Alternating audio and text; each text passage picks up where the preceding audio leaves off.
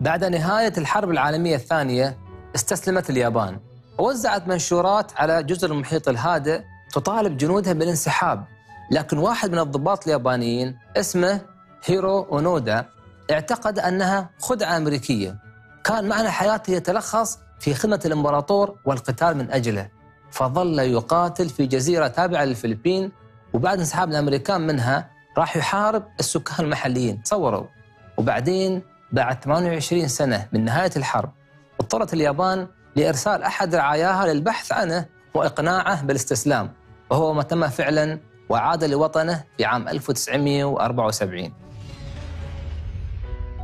لا تعتقدون أن حياة أونودا كانت بلا معنى. صح أنه ظل ينام على التراب ويأكل الديدان ويقتل الأبرياء بدون ما يكون معه أحد بالمناسبة، إلا أن معاناته تلك كان لها معنى بالنسبة إليه. لكن بعد ما رجع اليابان واستقبل استقبال الأبطال أصابه اكتئاب، ووجد أن اليابان اللي حارب من أجلها قد انتهت، وظهر مجتمع جديد عنده ثقافة استهلاكية لكنه ما يهتم بمعايير الشرف والتضحية. وحاول أونودا أن يستغل شهرته لشرح وجهة نظره، لكن ما حد تقبلها، فشعر أن حياته بلا معنى.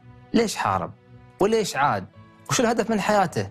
ما لقى إجابات، فترك بلده وهاجر للبرازيل وعاش هناك إلى أن مات.